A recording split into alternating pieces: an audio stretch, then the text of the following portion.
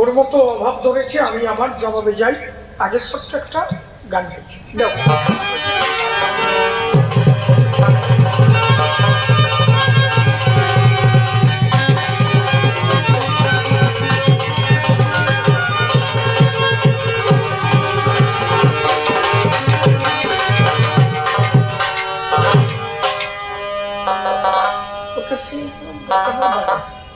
দেখি বাজাও। আমার এখানে কিছু ছেলে মেয়ে আছে। ওই আমার একটা ছেলে রাহুল, ও এবার বিএ কমপ্লিট করেছে বোধহয়, তাই না? গ্রাজুয়েশন কমপ্লিট হয়ে গেল।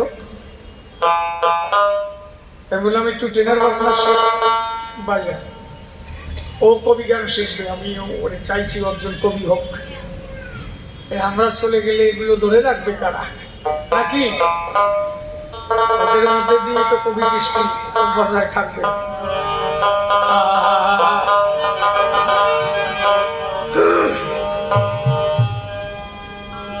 ওপর হতে যারা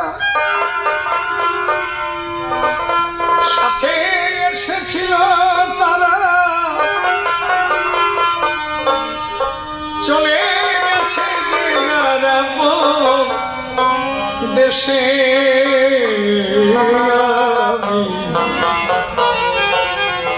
আমি একা সে আছি ঘাটে।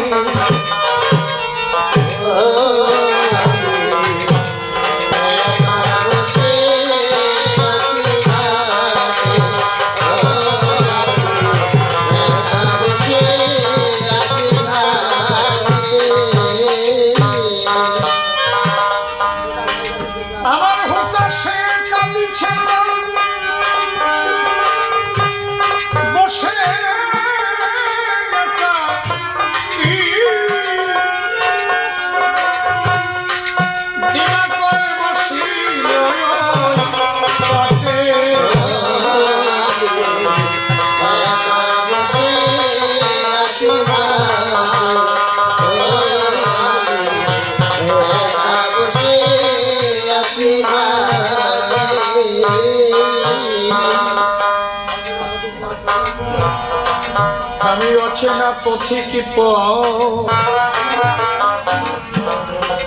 পাই না খুঁজে, কোথা হতে এসেছি আরে পাই না বুঝে। অচেনা পথিক পাই না খুঁজে, কোথা হতে এসেছি পাই না। আজ ক্লান্ত রবির ছায়া ধরণী ধুলির মায়া,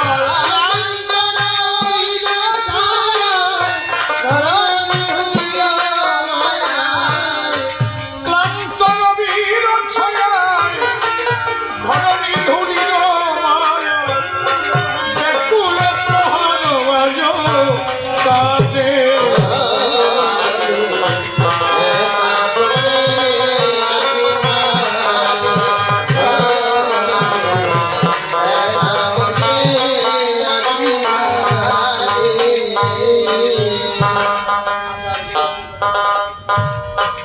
আমি আশার দোলনায় কত কত দোল খেলেছি, হাসির মঞ্চে কত গান গেয়েছি। আশার দোলনায় কত দোল খেলেছি, হাসির মঞ্চে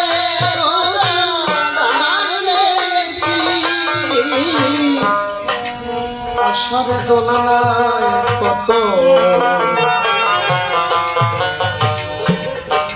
দোল খেলেছি, হাসির মঞ্চে কত গান গেয়েছি। আমি যাদের নিয়ে সদর বুঝিস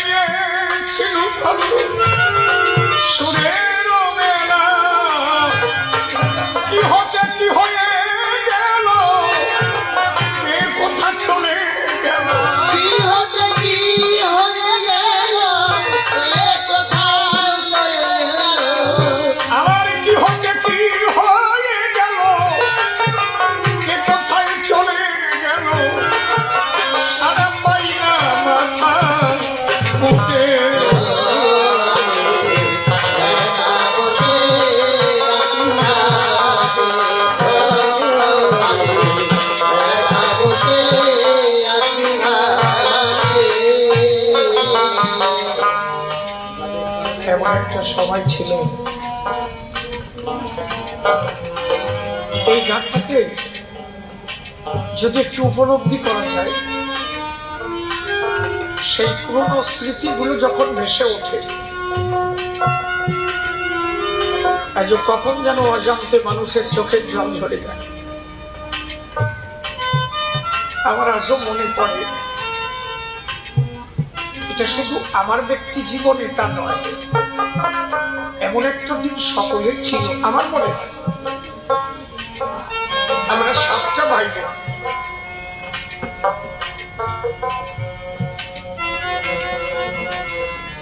আমি একদম সকলের ছোট ছিলাম। 4টে বোন, 3টে ভাই, আমি সকলের কনিষ্ঠ। এত দারিদ্রতা ছিল আমাদের সংসারে, আমার মা করতো কি, লোকের বাড়ি গিয়ে ঢেকি পাড়াতো। ঢেকিছে না, আছে কি ঢেকি, ঢেকি পড়াইয়ে ধান বেড়ে, তখন তো এত ইলেকট্রিক যন্ত্র আসেনি, ওই ঢেকিতে ধান কুটিয়ে তারপরে কিন্তু আমাদের খেতে। আমি নিজে বাবাকে দেখেছি মাঠের থেকে ধান কেটে এনে পা দিয়ে পড়াইয়ে সেখান থেকে ধান বের করেছি। এখন তো মেশিন দিয়ে ধান জ্বালা হয়, তখন এই ব্যবস্থাও কিন্তু একটা ব্যবস্থা ছিল, বাঁশের চালি করে বাড়ি দিতে হতো, আটি ধরে ধরে। আর একটা ব্যবস্থা ছিল যেটা হচ্ছে মলন মলা বলতো, এটা পূর্ববঙ্গে এটা ছিল, এই বঙ্গেও তখন এটা চালু ছিল। এত দারিদ্রতা ছিল,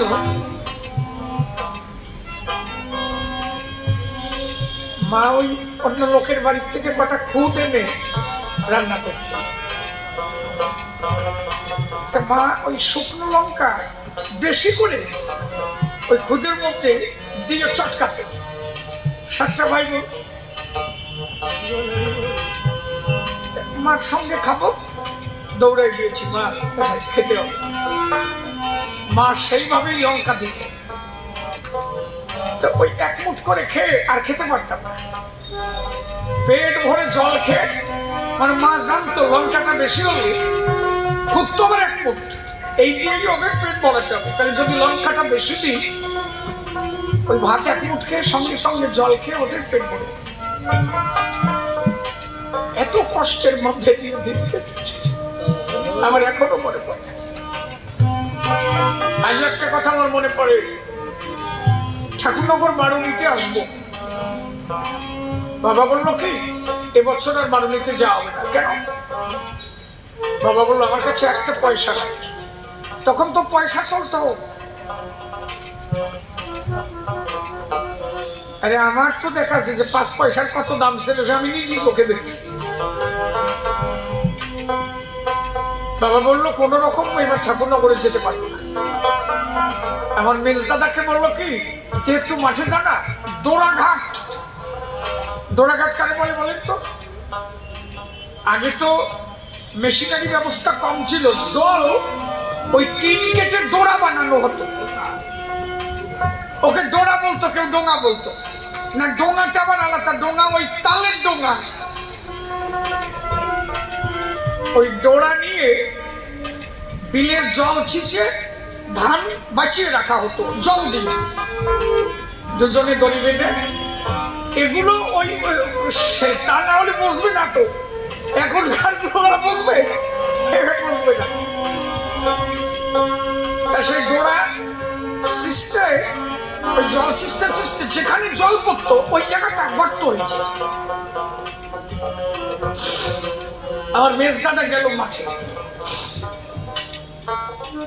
বাবা বললো কি কটা চুনো মাছ যদি পাওয়া যায়, ডোরাঘাটটা ছিঁচে চুনো মাছ কটা নিয়ে তোর মা লাল ডগা কেটে ওইটা রান্না করবে।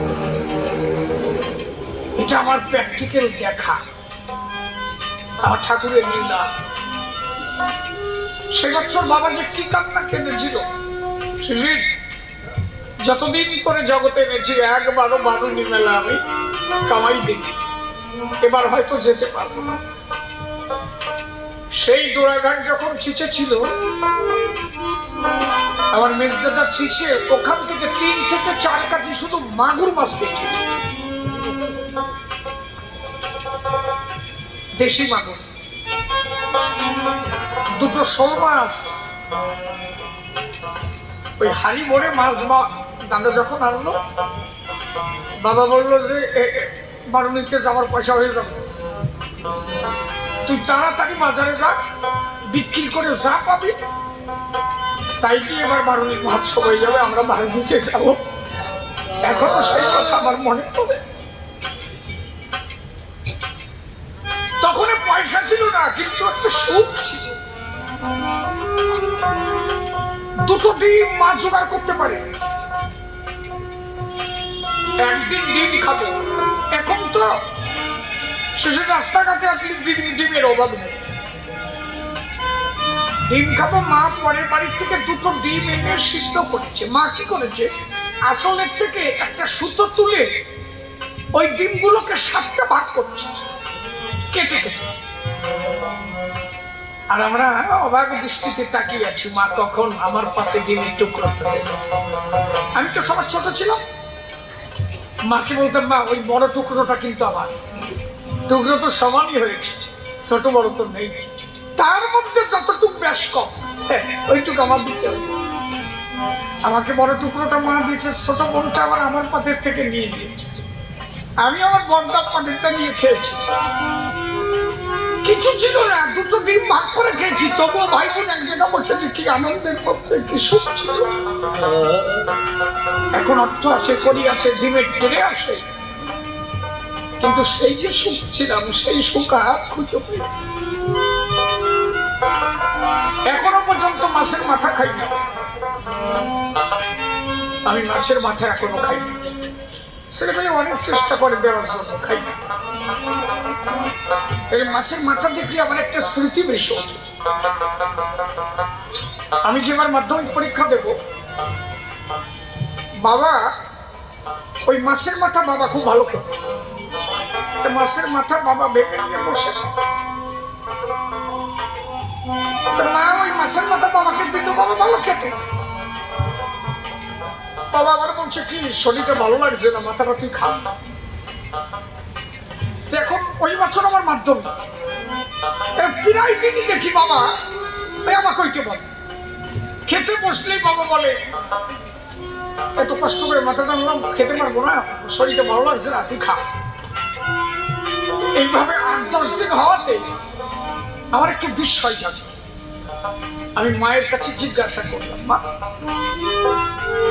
বাবা যে প্রত্যেক দিন এই যে শরীরটা ভালো না, মাথাটা খায় না, কেন? কারণ তুই জানিস না? না। বলছে, তুই মাধ্যমিক পরীক্ষা দিবি না, এই জন্য তোর বাবা এই মাথাটা তোরে খাওয়ায়, মাথা খেলে মাথা ভালো হয়, এই জন্য তোর বাবা তোরে দিয়ে খাওয়ায়। শরীর ঠিকই আছে, যাতে তুই কষ্ট না পাস, করে বাবা বুঝতে দেয় না।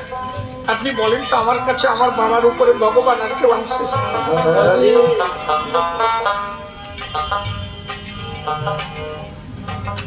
সেই মাথা ওই যে বসে বসে খেয়েছে, কিন্তু এখন শিশিরের এত ইনকাম। বিজয় সরকার বললেন না, তারে আর কি ফিরে পাবো রে, যারে হারাই গেছি।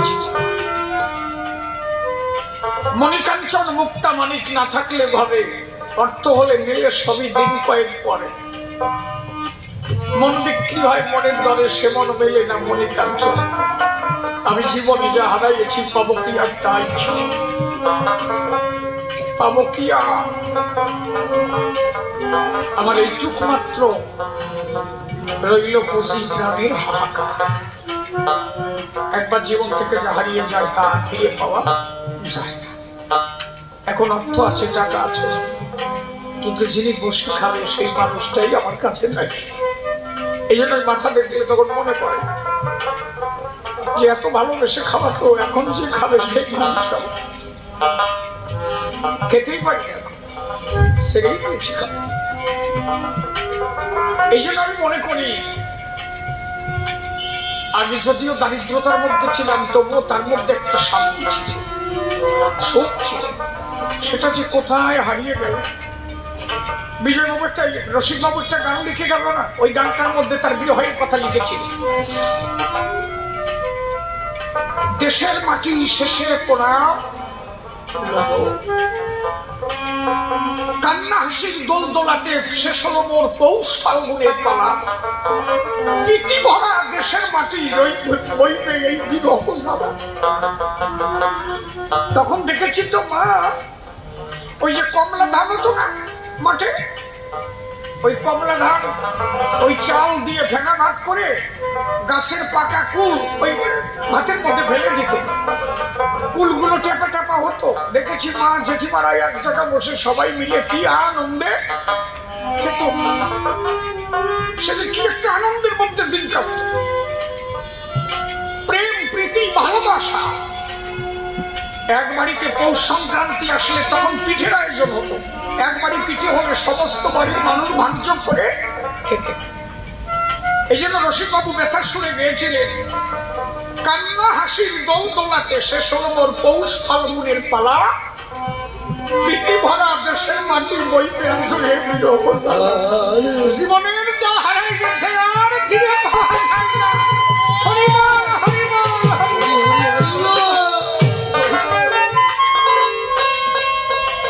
জ্ঞাননাদি সরকার তাই বলে দিলেন,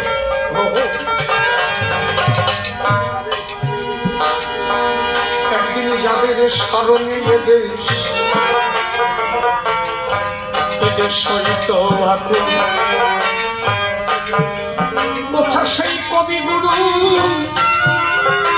হরে রাজেন্দ্র নকুল,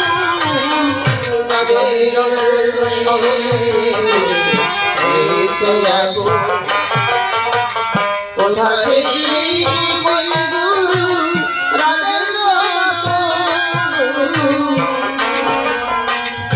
যাদের স্মরণে দেশ, এদের সহিত আকুল, কোথা সেই কবিগুরু হরে রাজেন্দ্র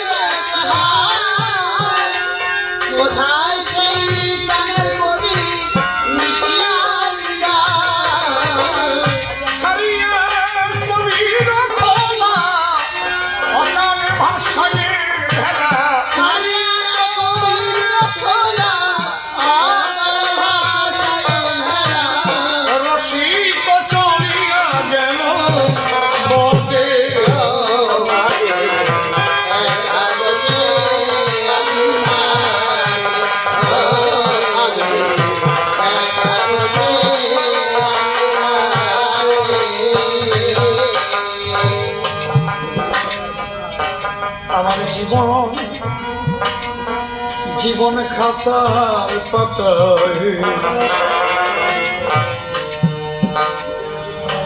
আজ কি যে লিখেছি।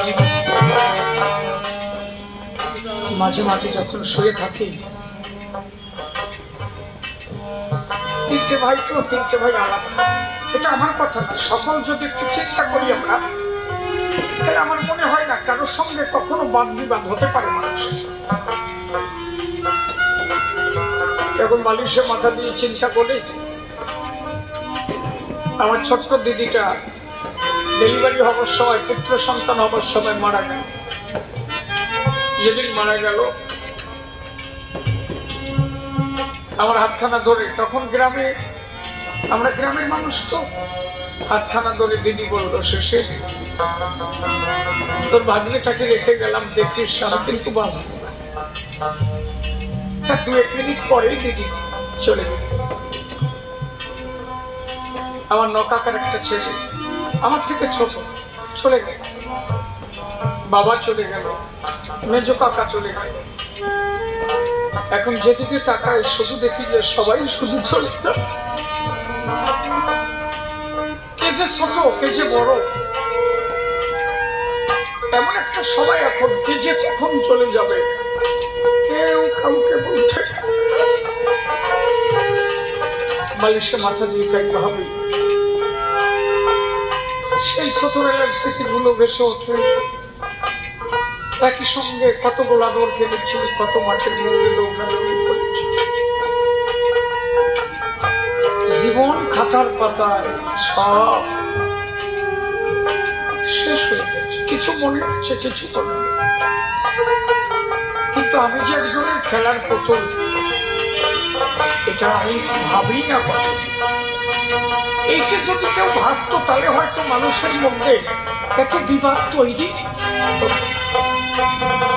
তাই জ্ঞান অনাদি সরকার বললেন, আমার জীবন খাতার পাতা কি যে লিখেছাই, কিছু তার মুছে গেছে, আর কিছু মনে না।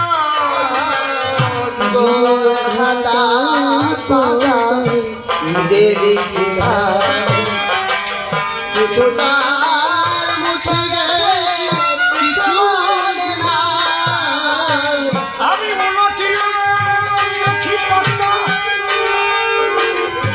সবই হলো ভুল। আমি যেন খারাপ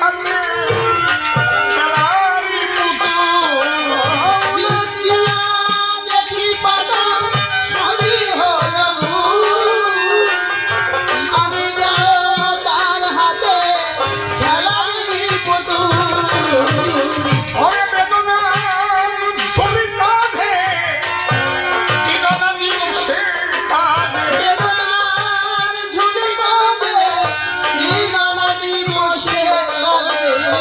আমার তো এই বুঝি আসিল চোখে।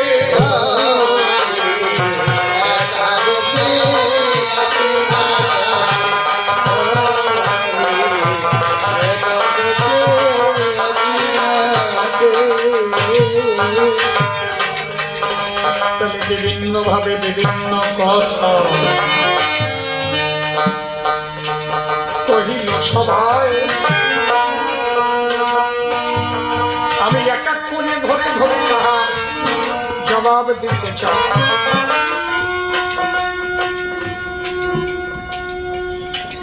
কি বলেছে, কি বলবি?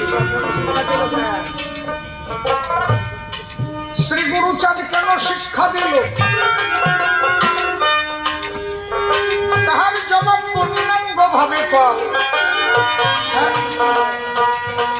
হরিনাম করতে কেন বললো না, সবই হলো কি খাও। সম্পদোন্নত অস্পৃশ্য মানুষ বলে যাদের ঘৃণা করা হলো,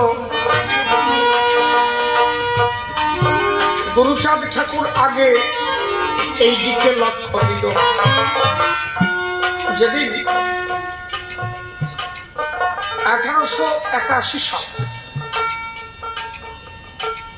দত্তডাঙ্গায় ঈশ্বর গাইনের বাড়িতে প্রথম নবসূত্র সম্মেলন হয়। এত সুন্দর সভাখানা হয়েছিল, সেখানে গুরুচাঁদ ঠাকুরকে সভাপতিত্ব করতে দেওয়া হল। সেদিন গুরুচাঁদ ঠাকুর একটা কথা বলেছে, আজকের দিনে তোমরা স্বজাতি যারা এখানে এসেছো, তোমাদের মনের যত কথা আজকে তোমরা প্রকাশ করো। এই দিনটা যে তোমাদের কোনোদিন আসবে এটা আমিও ভাবি। গুরুচাঁদ ঠাকুর বললেন, আমার বাবা ধর্ম প্রতিষ্ঠিত করতে চেয়েছিলেন, বাবা সমস্ত কর্ম করতে চেয়েছিলেন, কিন্তু বাবা যখন চলে গেলেন বাবা আমাকে বলে গেলেন, গুরুচাঁদ, আমার অপূর্ণ কাজ পূর্ণ করতে দায়িত্ব দিলাম তোর কাঁধে তুলে, আমি লীলা সাঙ্গ করে যাব আপন দেশে চলে। আমি লীলা সাঙ্গ করব। এই লীলা সাঙ্গ শুনে যখন লীলা সাঙ্গ হয়ে গেল ওরাকান্দিতে, ভক্তরা এমন ভাবে উন্মাদ হয়ে গেল, শ্রীহরির বিরহ বেদনা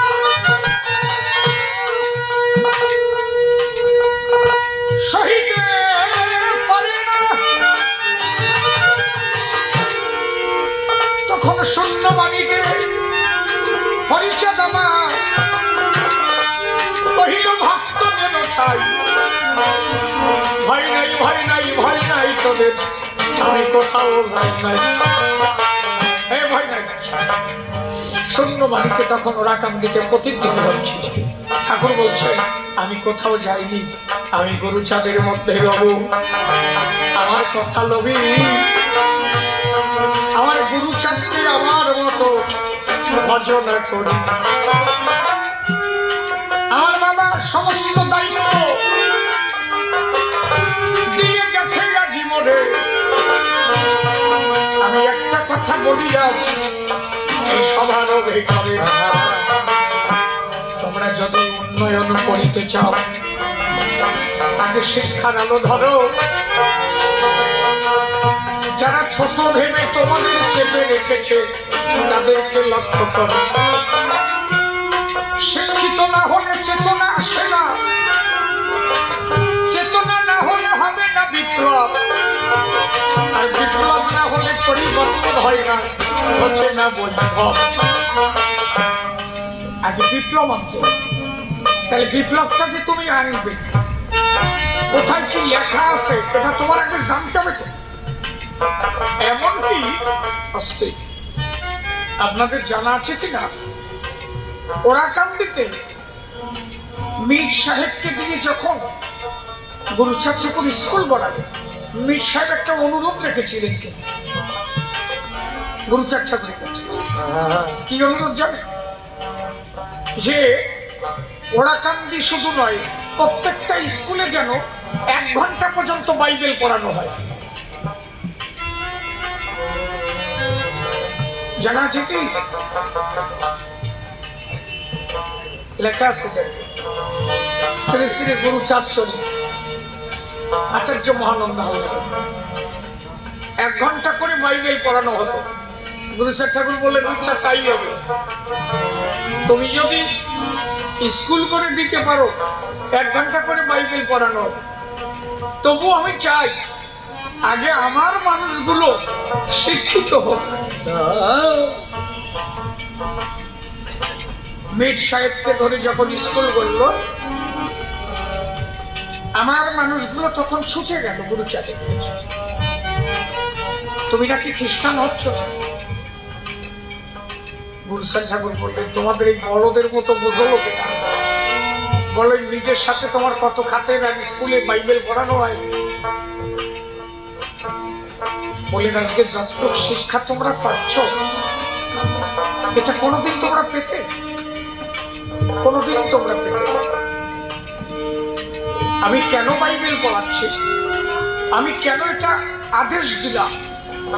মীর এসেছে খ্রিস্টান ধর্ম প্রচার করতে, ও চাইছে বাইবেল পড়ে যেন মানুষ খ্রিস্টান।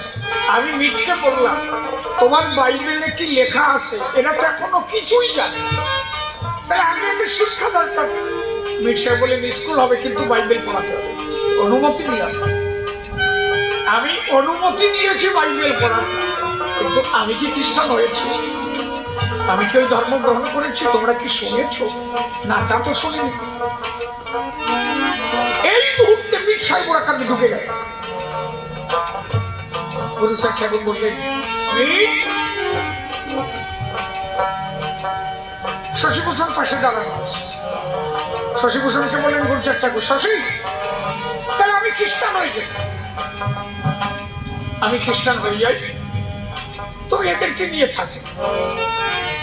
তখন মীর সাহেব বললেন, আমি কাকে খ্রিস্টান ধর্ম দেব? আমি তো আপনাকে চিনতে পারিনি, এখন তো চিনতে পেরেছি। আপনি কে? আমি তো দেখেছি আপনার দিকে। আমি তো না বুঝে বলেছিলাম বাইবেল গ্রন্থ পড়ানো হোক, কিন্তু আমি তখন বুঝতে পেরেছি যিনি আমার যিশু, তিনি আমার গুরু ছাড়। আর বাইবেল পড়াতে হবে না।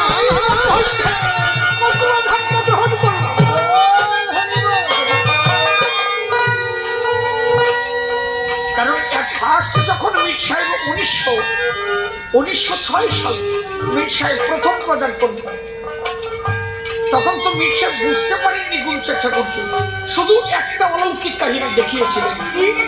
তখন ওরাকান্দিতে একটা দুর্গা প্রতিমা ছিল। গুরুচাঁদ ঠাকুর বসেছিলেন, মীর সাহেব জিজ্ঞাসা করেছিলেন, মাটির মূর্তি কথা বলে? গুরুচাঁদ ঠাকুর বললেন, বলে। সত্যি বলে? হ্যাঁ বলে। সত্যি বলে? হ্যাঁ বলে। তাহলে দেখান তো কোথায় কথা বলে। গুরুচাঁদ ঠাকুর বলেন, এটা তাকিয়ে দেখো তো কথা বলে কিনা। মাটির মূর্তির দিকে তাকিয়ে দেখে মাটির মূর্তির চোখের জল টপ টপ টপ টপ করে ঝরে পড়ে। তখন মীর সাহেব বললেন, আমি বুঝতে পেরেছি আপনি ভগবান হোক কিনা না হন, আপনি একজন মহামানব।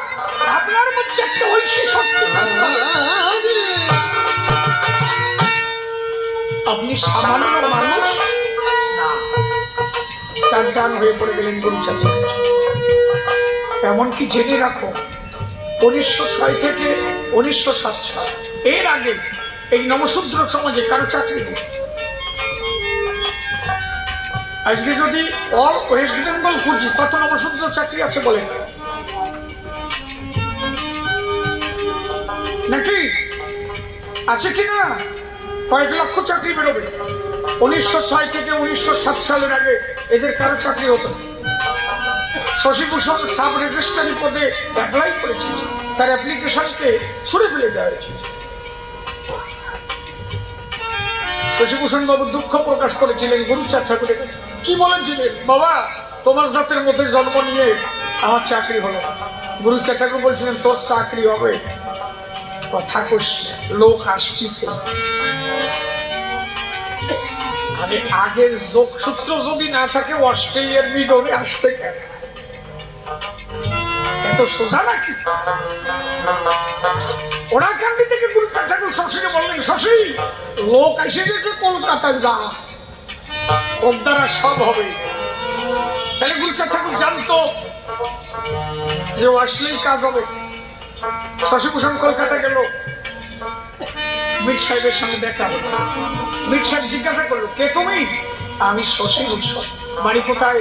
ফরিদপুর। বাবার নাম কি? গুরুচাঁদ ঠাকুর। পিতামহ? তোমার ঠাকুর দাদা পিতামহ। বললেন, পূর্ণ ব্রহ্ম শ্রী শ্রী হরিচাঁদ ঠাকুর। আচ্ছা আচ্ছা আচ্ছা আচ্ছা, আমি একদিন তোমাদের ওরাকান্দি যাবো, তুমি বাড়ি যাও। বাড়ি এসে বাবাকে বললো, বাবা উনি আসতে চাচ্ছে। ভালো কথা। ওরাকান্দি মীর সাহেব আসলেন 1906 থেকে 1907 সালের মধ্যে। গুরুচাঁদ ঠাকুরের সঙ্গে কথা হলো, আনন্দ পেল। মাটির মূর্তি কাটছে যখন দেখালো, গুরুচাঁদ ঠাকুরকে কথা দিল, আপনি সামান্য মানুষ নন, আমি বুঝতে পেরেছি। আপনার কারণে আমি এই অনুন্নত সমাজকে চাকরির ব্যবস্থা করে দিই। শশী, তুমি কলকাতা যাও, কলকাতা থেকে একটা মানপত্র জোগাড় করে একটা মানপত্র আনো। ফরিদপুরে যেদিন বড়লাট সাহেব এবং ফুলার সাহেব আসবেন, সেই দিকে সকলের সামনে তোমার এই মানপত্র পাঠ করে শোনাতে হবে। সেই দিন তোমার পাঠ শুনে জানো বড়লাট সাহেব চিন্তা করেন, এরা সামান্য মানুষ নহে। লাট দরবারে সেদিন শশীভূষণ যখন পাঠ করেছিলেন, বড়লাট সাহেব বলেছিলেন, কে না এত সুন্দর কথা বল, কে না? মীর সাহেব বলেছিলেন, এদেরকে চন্ডাল বলে গালি দেওয়া হয়। বড়লাট সাহেব বলেন, এ তো চরম ভুল, এরা এত সুন্দর কথা বলে, এরা তো চন্ডাল হতে না। কি চাও তুমি? বলে, আমি সাব রেজিস্ট্রারি পদে চাকরি পাবো বলে অ্যাপ্লাই করেছি।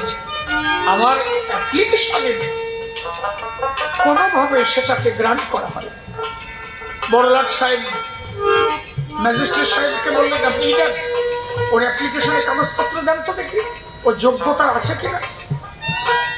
সমস্ত অ্যাপ্লাইয়ের কাগজগুলো যখন দেওয়া হলো, বড় সাহেব অফিসার সাহেবকে বললেন, আপনি ভুল করলেন কেন, চাকরি দিলেন কেন? ক্ষমা চাইবেন, ভুল হয়ে গেছে।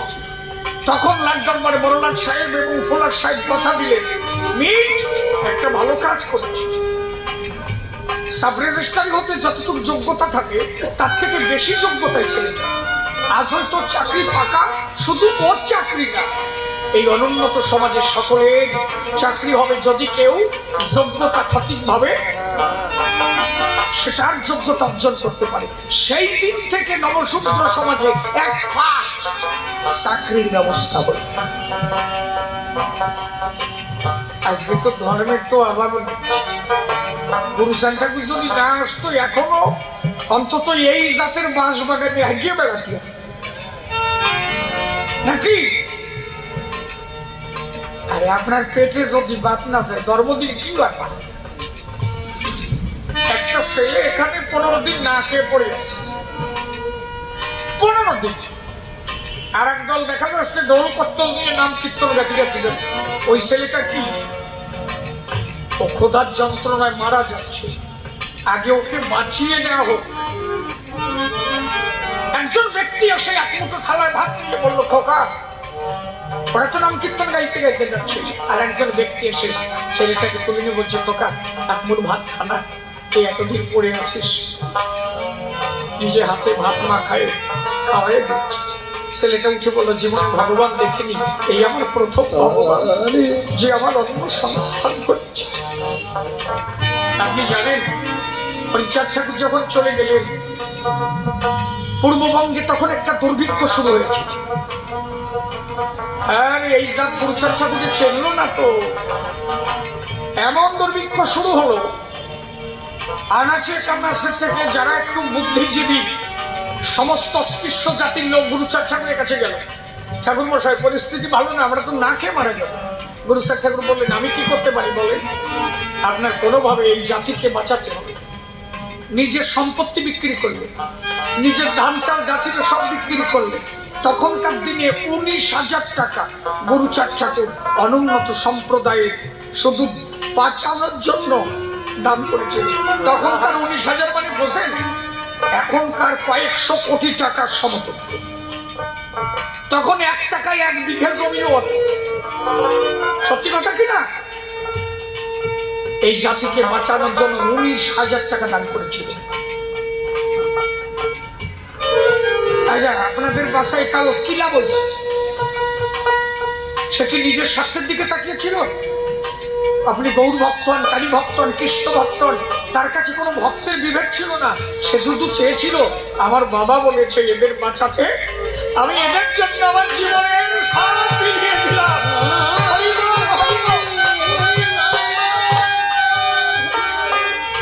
সবচেয়ে দুঃখের কথা কি জানো, এখনো আমরা তাকে একটু ভগবান বলে প্রণাম করতে পারি না। বড় দুঃখ হয়। দুঃখ হয় যখন আমার সমাজের মানুষ চাকরি পেয়ে বলে, কে গুরুচাঁদ? দুঃখ লাগে, যার জন্য এরা চাকরি পেল আজ তাকেই ভুলে গেল। শিক্ষা দিয়ে গুরুচাঁদ ঠাকুর আজ এদের সমাজে দাঁড় করেছে, নই আজকে এই জায়গাটা এরা কোনোদিন আসতে পারে না। আর হরি নামে মানুষের আত্মার খোরাক অনেক। গুরুচাঁদ ঠাকুর 1846 সাল 13ই মার্চ জন্মগ্রহণ করেন। 1852 সাল যখন তার 6 বছর বয়স, একটা বাচ্চা ছেলেকে অত্যাচার করা হয়েছে। রুদ্রমূর্তি ধরে ওই বাচ্চা ছেলেটাকে বাঁচিয়ে শান্তি মায়ের কাছে নিয়ে গিয়ে বললো, মা একে দুটো ভাত দাও তো। কেন? বললো, একে অস্পৃশ্য ভেবে মারা হয়েছে, আমি প্রতিবাদ করে একে নিয়ে আসছি, মা একে দুটো ভাত দাও না, একে খাবে। শান্তিমা তখন জড়াই ধরে বলেছিল, আমি আর তোর বাবা চিন্তা করতাম এদের চোখের জলকে মোছাবে, আজকে বুঝতে পারলাম এদের একজন বান্ধব এসেছে। তখন মাত্র 6 ইয়ার্স গুরুচাঁদ ঠাকুরের বয়স। ভাবতে পারেন আপনি, 60 বছর বয়স। 1853 গুরুচাঁদ ঠাকুর শিক্ষা গ্রহণ করতে গেলেন পদ্মবিলিয়া দশরথের বাড়ি মল্লকান্দি মৃত্যুঞ্জয়।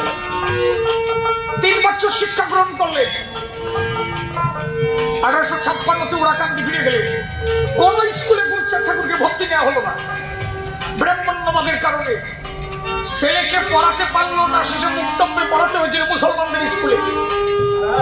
এখন আগে যাকে মুক্তব্য বলতো, এখন তার হচ্ছে মাদ্রাসা।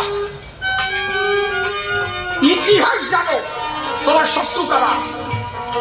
মুসলমানদের স্কুলে গুরুচাঁদ ঠাকুর পড়তে হলো, আর পড়াশোনা করতে পারলো না বোধহয়।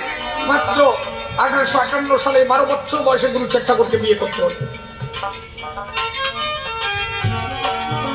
সত্যভামার মার বয়স তখন মাত্র 10 বছর। ইতিহাস আমার সমাজে মানুষ শিক্ষিত হয়েছে, স্টাডি করতে হবে। তোমার জীবনের সূচনা কোথায় জানতে হবে। তুমি ছোট, তোমাকে যারা ছোট ভাবছে, সত্যি কি তুমি ছোট? এখন আমাদের জানার সময় এসেছে, সত্যটাকে তুলে ধরার সময় এসেছে। একটা টাকা নিজে জীবনে খাই না, নিজে ব্যবসা করে লগ্নি কারবার করে সংসার চালিয়েছে। ওরাকান্দি যত টাকা আসতো তাই দিয়ে স্কুল করতেন, বিভিন্ন কলেজ, বিভিন্ন স্কুল গুরুচাঁদ ঠাকুর করেছেন, কিন্তু কোনোদিন একটা টাকা নিজে খেয়ে দেখেন। যত টাকা ওরাকান্দি আসতো, একদিন শান্তিমা বললো কি, গুরুচাঁদ ওরাকান্দি এত টাকা আসে, তুমি টাকার জন্য ভাবো কেন? বলে মা, এ তো হরিকল্প বৃক্ষের জন্মায়, এ আমার বাবার টাকা, আমার একটা। আমার উচিত আমার মা বাবাকে আমার কর্ম করে বাঁচানো। আপনি ভাবতে পারেন কতখানি সূক্ষ্মদর্শী ছিলেন। আমি একটা মাস পয়েন্ট বলছি, আসতে এটা বলেই আমি মিলনে যাব, আর আলোচনা করবো না, রাত অনেক হয়ে গেছে, লোকজন চলে যাচ্ছে। কত বাজে? ও বাবা, এটা কেটে 12টা বাজে। আচ্ছা, একটা মাস পয়েন্ট যেটা নাম বললে নয়। গুরুচাঁদ ঠাকুর বিয়ে করলেন কত বছর বয়সে? কত? 12 বছর। মা শান্তিমার সত্যভামার বয়স তখন মাত্র 10 বছর। দেখেন, এটা লজিক, না ভাবলে বোঝা যাবে না। হরিচাঁদ ঠাকুর বললেন, গুরুচাঁদ 6 বছর ব্রহ্মচর্য পালন কর। ঠাকুর বললেন 6 বছর। গুরুচাঁদ ঠাকুর 9 বছর ব্রহ্মচর্য পালন করলেন। 1867 সালে তার প্রথম সন্তান শশীভূষণ, 21 বছর বয়স তখন গুরুচাঁদ ঠাকুর। আর তখন সত্যভামার মার বয়স 19 বছর। 10 আর 9 কত হয়? তাই একটা মেয়ে অ্যাডাল্ট হয় কত বছরে? 18 বছর। কত সূক্ষ্ম,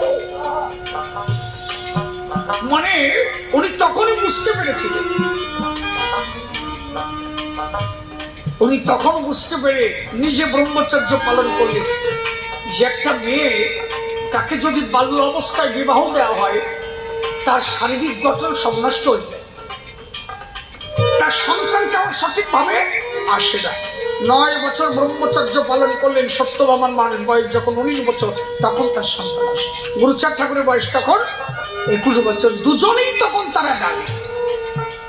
এটা সূক্ষ্ম দর্শন না? আজকে ভারত সরকার যেটা পাশ করেছে, এর অনেক আগে গুরুচাঁদ ঠাকুর সেই থিওরি দিয়েছিলেন। গুরুচাঁদ ঠাকুরকে নিতে আসলে বলতো কি, এই বাড়িতে কি আছে তোর?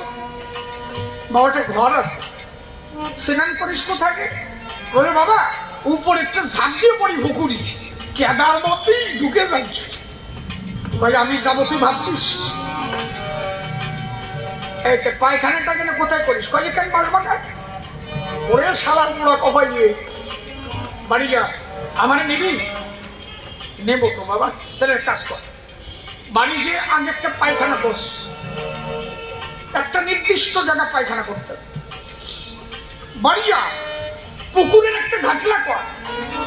যদি তোর পায়খানা করতে পারিস, তুই 2টো খেজুর গাছ কেটে ফেলে দিবি। কাপড় নারিস কোথায়? কেন বেড়ার উপরে?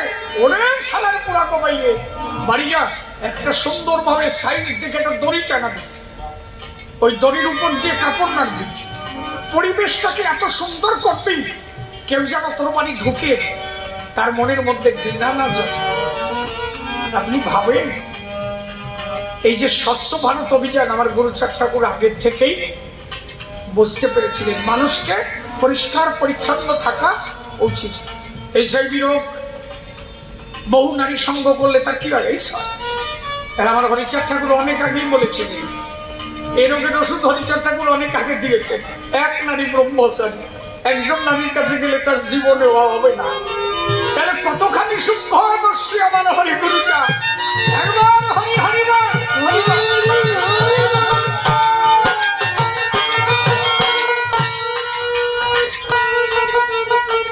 এগুলো শিক্ষিত না হলে বুঝতে পারবা না। এই জন্য গুরুচাঁদ ঠাকুর বলছে, অনন্ত অসীম যদি দেখিবার চাস, ধর্ম নয় আগে তুই শিক্ষা জলে ভাস। দাঁড়ান, এইবার মিলন দেব। দাঁড়ান, সবাই দাঁড়ান আমার সাথে। হা হা হা হা।